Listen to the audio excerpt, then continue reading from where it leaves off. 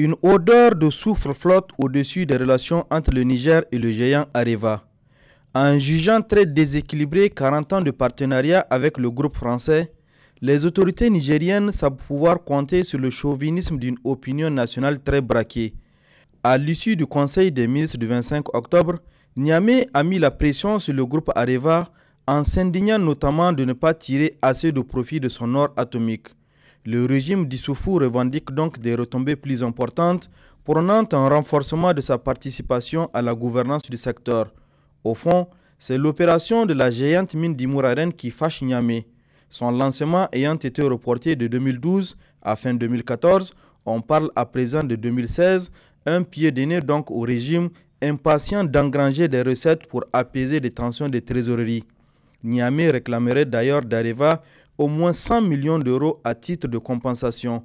Accusé, Areva s'en défend en évoquant notamment des raisons de sécurité dans la zone nord depuis l'enlèvement de ses employés en 2010 qui a coûté une année d'absence à son personnel expatrié.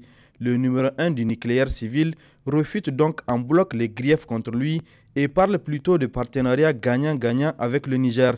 Reste que les cours de l'or atomique se sont fortement repliés sur le marché international depuis les incidents des centrales japonaises en 2011. Niger Areva, un duel qui vaut son pesant d'uranium. En réalité, c'est vraiment une nouvelle donne. Parce qu'on n'est pas sans savoir que dans les années 60, juste au moment des indépendances, la puissance colonisatrice de l'époque avait consacré les ressources minières comme étant des produits stratégiques et à ce titre avait un droit de regard dans tous les pays qui étaient dans son giron politique. On n'est pas sans savoir aussi que le premier gouvernement de la première république du Niger, en l'occurrence le régime de feu, le président Dioré Hamani, a eu vraiment mal à partir, notamment avec la COGEMA à l'époque et le commissariat à l'énergie atomique.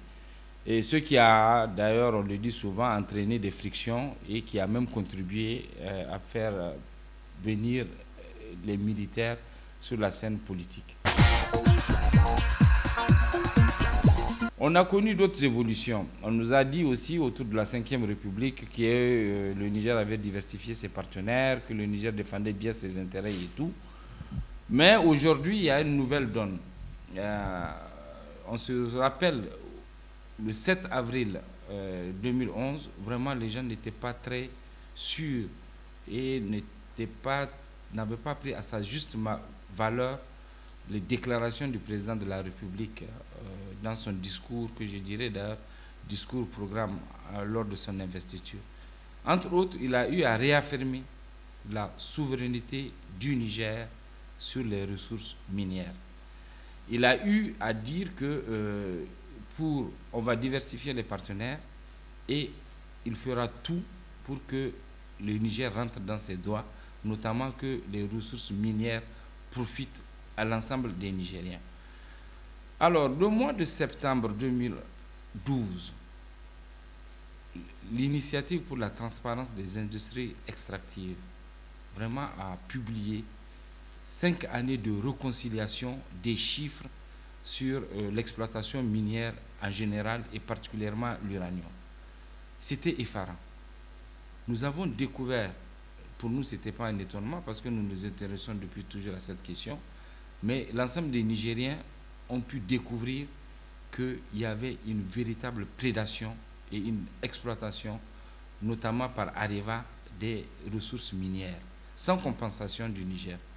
Rendez-vous compte ce que j'appelle la moyenne qui dépasse le total, puisqu'on nous a dit qu'en 5 années, les exploitations minières nous ont amené à peu près de 400 milliards. Quand on fait la sommation, on se rend compte que c'est à peu près 67 milliards par an. 67 milliards représentaient non seulement l'uranium, mais l'or, mais aussi le charbon. Mais ça ne constituait pas seulement les revenus qui revenaient de l'uranium. Donc, ça montrait clairement qu'il y avait une prédation des ressources. Et ça me rappelle aussi qu'en 2008, il y avait eu une mission parlementaire qui s'était intéressée aussi à la Société des mines du Liptako, où le ministre actuel d'État chargé des affaires étrangères était vice-président de cette commission, où il a eu des mots extrêmement forts pour montrer la prédation des ressources minières. Ce qu'on peut retenir, il y a eu une réalité, il y a eu un vécu. C'est-à-dire que les richesses du sous-sol nigérien étaient exploitées, surexploitées, mais sans réelle retombée sur les populations.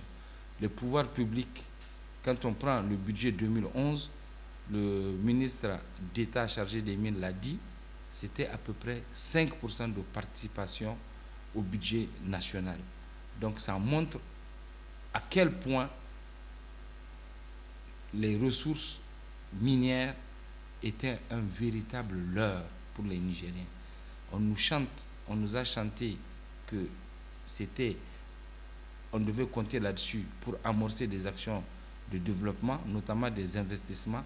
Mais en réalité, aujourd'hui, l'ensemble des Nigériens est édifié comme quoi que nous n'avons que les conséquences de l'exploitation, mais nous n'avons pas les bénéfices de nos ressources. Ce n'est pas seulement un combat des autorités, ce n'est pas seulement un combat du président de la République, ce n'est pas seulement un combat du ministère chargé des mines, c'est un combat de tous les Nigériens. J'ai salué d'ailleurs des membres des associations de la société civile qui ont pris à la juste mesure cette volonté réaffirmée pour pouvoir demander, en tout cas rentrer dans un principe de renégociation ou en tout cas de matérialisation et dans ce processus de dénonciation. Donc c'est vraiment les moyens, on peut les avoir si nous faisons bloc.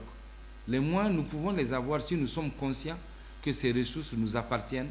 Ces moyens, nous pouvons les avoir si nous faisons en sorte d'affirmer notre souveraineté.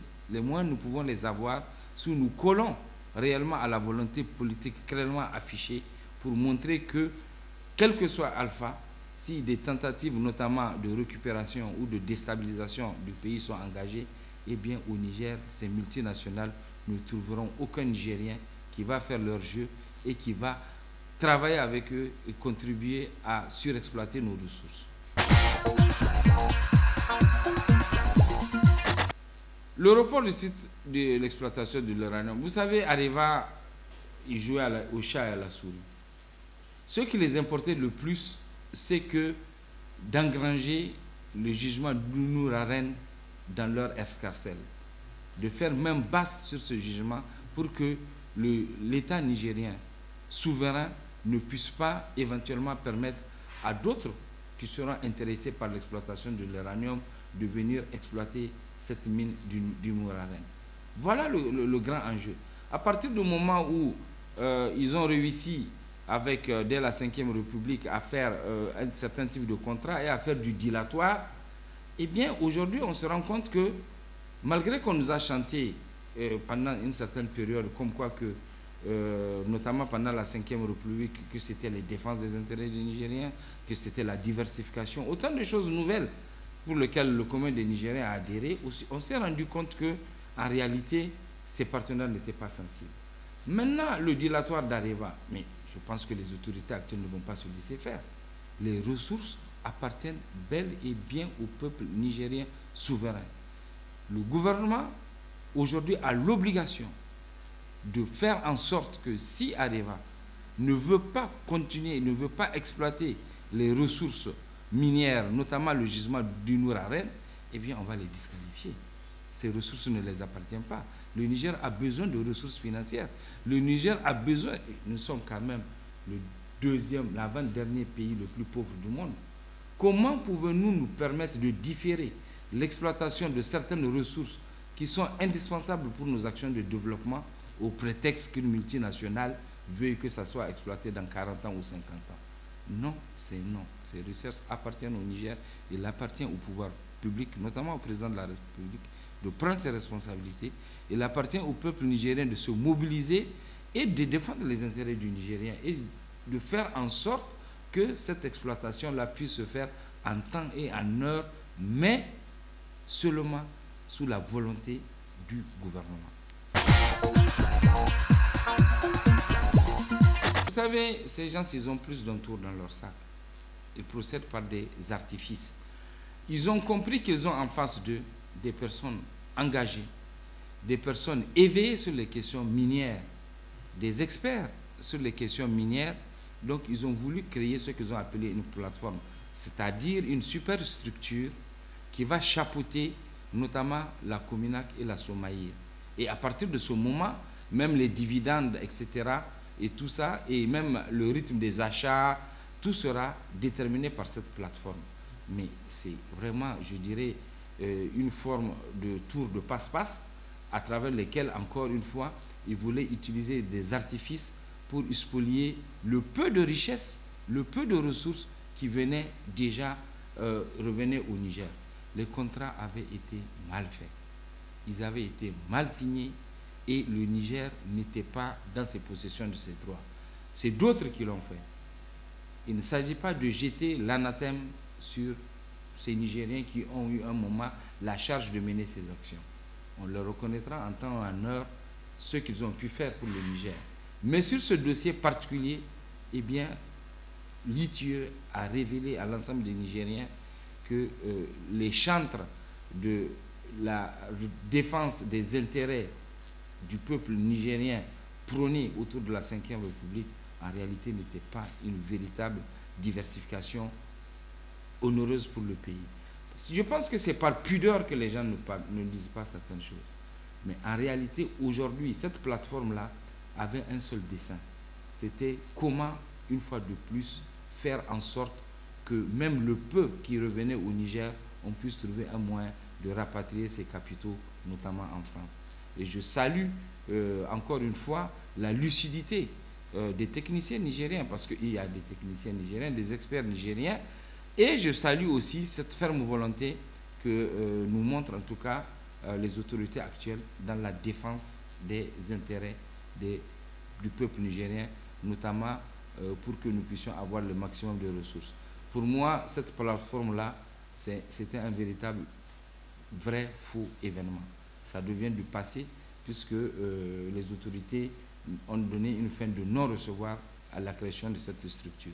Mais maintenant, il faut faire extrêmement attention et il faut être extrêmement prudent pour que d'autres compatriotes nigériens, notamment, par des mécanismes divers, ne réussissent à faire le jeu de ces multinationales. Nous devons nous serrer nos coudes et nous devons réaffirmer notre souveraineté et notre volonté à exploiter nos ressources dans un partenariat dans lequel le Niger ne sera pas lésé.